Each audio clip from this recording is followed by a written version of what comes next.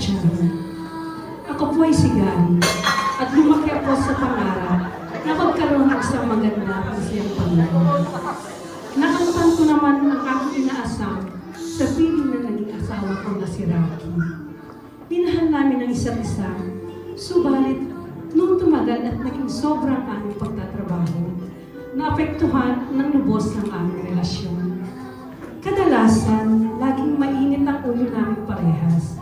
At sa gabi, madalas ang aming pag-aaway at pagbabangayan. Hindi ganun kadali ang sitwasyon. Ngunit nung nakilala ko ang Panginoon, lagi-lagi ang aking dasal na makilala rin ng asawa ko ang Diyos na magiging kasagutan ng aming pagkakaayos. Ay, nako, kapagod itong araw na itong daming ginawa sa trabaho at gutom na ako. Andyan ka na pala. Pwede mo ba akong samahan sa simbahan? Di ba napag-usapan na natin yan? It's just a waste of time lang ginagawa mo. Sumama ka na para may iba naman yung ugali mo. Hindi pa nga ako kumakain eh. Gutom na ako. Oh, kita mo? Hindi ka muna nakapagluto? Hindi na katamasan sa loob ng bahay. Alam mo, kararating ko lang din galing trabaho, di ba? Sige na nga, alis na ako, late na ako. Sige, umalis ka. Diyan ka magaling eh. Laging tumatakas. Hindi na kita maasahan. Natawagan nga si Amel. Amel, Hello. kasama ba ang mga barkada? Tara, inuman tayo. Sige, sige. Masakit man namin, malaking pagsubok ang dinaanan ng aming pagsasama bilang mag-asawa. Kaya tuwing pagkatapos ng bawat diskusyon, diretso kami sa kanya-kanyang kabarkada para magbuhos ng sama ng loob.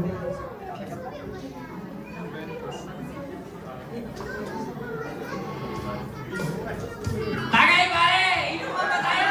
Tayo pa kayo na! Abay, pulong to. Kitang-kita na kakasimula lang natin. Ano ba ang pasyon natin ito? Nanalo ba tayo sa loto? Marami naman tayo ngayon, pare. Maraming parang nawalan mo. Hey mga pare, nagtalo lang kami ni Mrs. Lagi naman ganyan. Sabi ko naman sa'yo, iwanan mo na!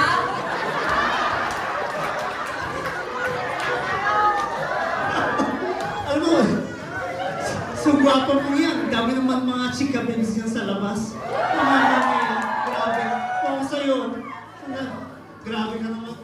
Kaya nga, sabi ko ka sa'yo, palitan mo na lang! Alam niyo naman mahal ko ang Mrs. ko. Alam niya ba? Siyempre alam niya. Pwede nga. Pare, sa ngayon, tayo muna mag-inom. Ang dami pang iinumin. Saka na natin pag-usapan niya. Tagay! Ay, sandali. Eh, puro kalokohan lang sinasabi dito. Pero sandali. Totoo. Tapusin muna natin to at mainuman pa tayo kala Benjin kala Tommy. Kaya nga, makaparami naman tayo doon. Ay naku, puro kayo tagay, kaya ako kayo tinawagan para makasama ko. Sige na nga, maalis na nga. Tara, kala Benjin!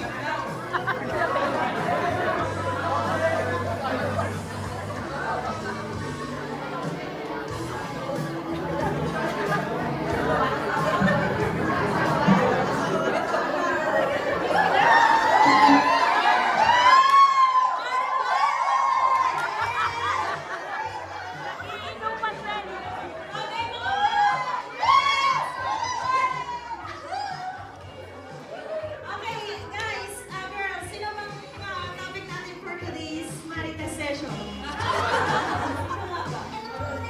Ayan na. Ano ba yan? Sino ba yung tumatating na yan, ha? Hello, mga sis! Hello, mga sis! Oh, kala naman namin nakalimutan mo na kami. Buti ka pa. Mula nung napasama ka dyan sa hallelujah na, praise the Lord, hindi ka na nakikip-party sa amin, ha? Ay, nako, panira naman yan kasi. Cheers nga muna tayo dito, guys! Panira naman yung mga ganyan, mga bad vibes na yan, eh. Party! Goodbye! Bakit ka ba kasi nandito? Kailangan Yun na nga, nagkasagutan na naman kami ni Rocky. Hindi mo ba alam? Legal ng divorce ngayon. Bakit tayo divorce? Mabait naman si Rocky, may stress lang kami ngayon. Ako, mabait. Tapos pag napakasalan mo na, ito, pakinggan nyo. Pag napakasalan nyo na, tapos nabigay mo ng lahat, wala nang pakialam yan sa'yo, di ba? Di ba? Kaya paniwala na lang! Hindi naman tama yan, mga sis. Ay nako, ay nako. O di umalis ka na lang dito kung di mo din lang naman kami pakikinggan. Nagpa-party kami dito. Kala ko naman matutulungan ako ng mga to. Party!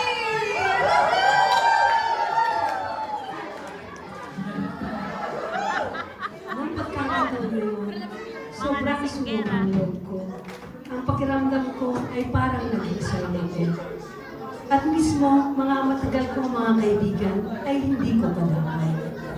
Subalit sa oras na yun, naisip ko na humugot ng lakas ng loob sa church na attendant ko tuwing linggo.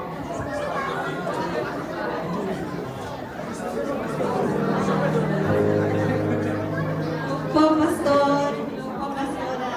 Hello, Hiha! Nagagalak kami na makasama ka namin dito sa service ngayon.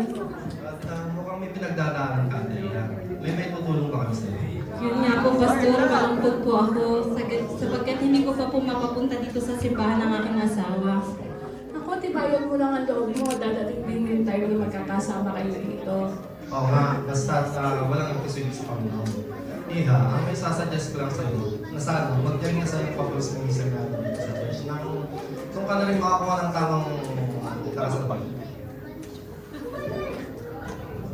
Oh, hello Gary. Ako nga pala ang presidente ng Young Couple Ministry dito sa church. So, Hello. so alam ko si kapatid, mabigat yung sitwasyon mo. Pero kaya mo yan sister. Oo, sis, naintindihan kita. Pero alam mo, sigurado ako, mahal na mahal ka ng asawa mo. Hindi na ako dati sumayo sa pag-pray ng asawa ko. Kaya kilala ko po. Huwag kang mag-alala kapatid, ibababad natin siya sa panalangin. Walang imposible sa kapangyarihan ng ating Panginoon. Magtiwala ka lamang. Amen. Sa pagwawakas namin pagsisimba sa araw na yun, gumana ang loob ko at mas maging natibay ang aking tiwala sa Diyos at sa himala na pwede niyang gawin kay Rocky. Nakapag-prepare na nga ng dinner, parating na yung asawa ko, baka magalit na naman sa akin. Ay nako, naamoy ko na naman ang pag-aaway at saka gutom na naman ako.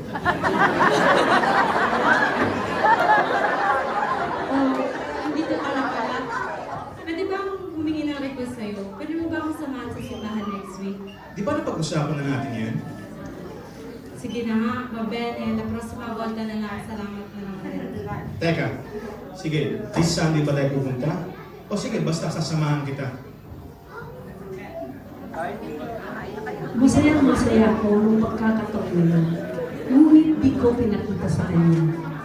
Hindi ko alam talaga kung paano pumayag si Rocky sa pagsasama sa akin sa simbahan. Mabuti talaga ang Diyos.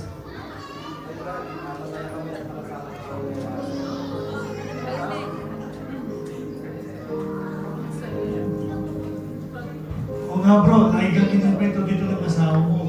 Napakapalag mo bro. Proud na proud siya sa'yo. Oo nga bro, at ikaw ang lagi nasa laman ng pray niya dito. Ang best mo talaga. Salamat ulit sa pagpunta mo dito. God bless you. Sana makasama ka namin nasa next fellowship natin. Oo nga kapatid, salamat sa pagdalo nyo at sana sa uulitin magkita-kita muli tayo. Bye-bye! Ingat kayo! Ciao!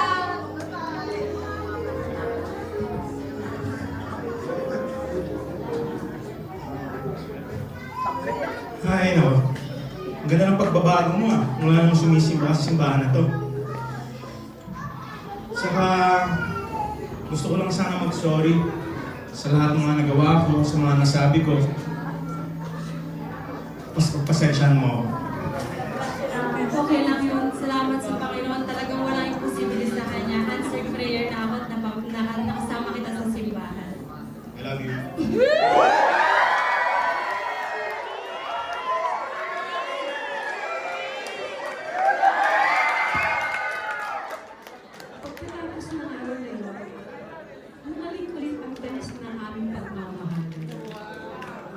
Natutunan namin bigyan ng pagkakataon na unaw-unahin ang isa't isa. Nung sumunod na linggo, tinanggap ni Rocky ang Panginoon bilang tagapagligtas ng buhay niya. At doon nagsimula ang aming tuluyan na pagbabago. Ang aming pagbabago ay naging daan din para maidala namin ang mga dating mga kaibigan sa piling ng Panginoon. At masasabi namin ngayon, lahat ay makakaya basta't ang Diyos ay nasa sentro ng relasyon. Dito po nagtatapos ang aking kwento, nagmamahal, Gabi. Sa buhay ng mga asawa, hindi mawawalang hindi pagkakaluan, pag-aaway at pagbabawalan. Ngunit kapag nag-uusap at nagbibigayan ng unawa at ang pinaka-importante, ang Panginoon ang nasa sentro ng buhay may asawa, walang imposible sa kanya. Ang mga pusong bato ay mapapalangin ito. Magandang gabi, kapamilya, kapuso at mga kapatid. Ito po si Charles Santos, nagsasabi magandang gabi sa inyo.